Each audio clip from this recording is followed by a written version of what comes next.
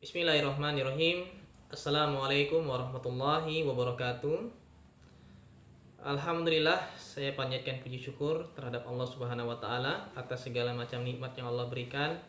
Salawat salam semoga tercurah kepada baginda Nabi Muhammad sallallahu alaihi wasallam, pada keluarga beliau, para sahabat, orang-orang yang senantiasa mengikuti petunjuk dari beliau sallallahu alaihi wasallam. Baik, perkenalkan, nama saya Yusuf Muri Salampesi. Saya mahasiswa Magister Pendidikan Matematika, Fakultas Keguruan dan Ilmu Pendidikan Universitas Ahmad Dahlan, Angkatan ke-6. Pada kesempatan kali ini saya akan mempresentasikan ujian tesis dari saya yang berjudul Pengembangan E-Modul Matematika berbasis model pembelajaran Problem Based Learning untuk meningkatkan keterampilan berpikir kritis. Saya mengambil sebuah latar belakang masalah yang ada, yaitu pada tahun 2015, di mana Indonesia pada peringkat ke-62 daripada 70 negara. Rata-rata nilai kebanyakan yang dimiliki adalah 490, sedangkan Indonesia adalah 386. Maka diperlukan peningkatan keterampilan berpikir kritis peserta didik Indonesia agar bisa bersaing dalam PISA yang berikutnya. Tentu saja dari itu tidak menutup kemungkinan model pembelajaran yang harus dimiliki, yang dipilih juga adalah model pembelajaran yang tepat. Olehnya saya memilih model pembelajaran Problem Based Learning. Untuk saat COVID-19 ini tentu saja bahan yang dikembangkan oleh saya sebagai peneliti adalah modul matematika. Olehnya menjadi judul pengembangan modul matematika berbasis model pembelajaran Problem Based Learning. Tujuannya untuk meningkatkan keterampilan berpikir kritis. Identifikasi masalah yang ada, siswa peserta didik masih rendah berpikir kritisnya. Kemudian guru yang ada di sekolah SMA Muhammadiyah Al-Amin Kota Sorong juga membutuhkan bahan ajar berupa modul atau modul berbentuk elektronik. Ketiga, bahan ajar yang ada berupa buku paket dan lain sebagainya masih belum menggunakan model pembelajaran yang tepat, khususnya pada masa COVID-19 ini. Kemudian peserta didik juga pun membutuhkan bahan ajar yang tepat.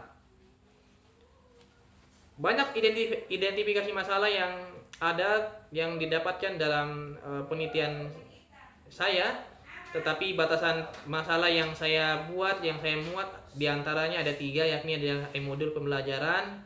Yang ketiga, model pembelajaran Problem Based Learning. Yang ketiga adalah keterampilan berpikir kritis siswa atau peserta didik. Perumusan masalah di sini ada 6, yaitu pertama adalah bagaimana mengetahui analisis modul atau bahan ajar yang saya kembangkan. Yang kedua adalah apakah modul yang dikembangkan dia valid. Yang ketiga adalah apakah modul yang dikembangkan praktis. Yang keempat, apakah modul yang dikembangkan dapat meningkatkan keterampilan berpikir kritis. Yang kelima adalah apakah ada perbedaan rata-rata, atau ada perubahan, atau ada perkembangan, atau ada pembeda gitu di antara modul yang peneliti kembangkan dengan bahan ajar yang lain. Yang keenam, yang terakhir adalah apakah modul efektif untuk ada efektivitasnya, atau tingkat efektivitasnya berapa. Nah, tujuan penelitian untuk menjawab semua rumusan masalah yang ada. Kemudian pada bab kedua, landasan teori, ada bahan ajar, modul berpikir kritis dan Problem Based Learning. Setelah itu pada desain penelitian di bab 3, peneliti menggunakan research and development atau penelitian dan pengembangan dengan metode pengembangan ADI, yakni adalah analisis, desain, pengembangan, implementasi, dan evaluasi. Subjek penelitian di SMA Muhammadiyah Al-Amin Kota Sorong, tempat peneliti mengajar. Instrumen yang ada untuk mengukur kevalidan, mengukur kepraktisan, mengukur keefektifan. Kevalidan ahli materi, ahli media.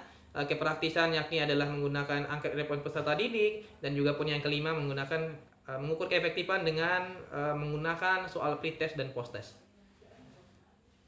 Pada bab 4, hasil pembahasan yang peneliti dapatkan yang pertama melalui analisis kebutuhan, yakni ialah guru yang ada di SMA Muhammadiyah Al-Amin Kota Sorong membutuhkan bahan ajar yang tepat. Oleh karenanya disimpulkan peneliti mendapatkan kesimpulan bahwa perlu dikembangkan suatu bahan ajar berupa e-modul.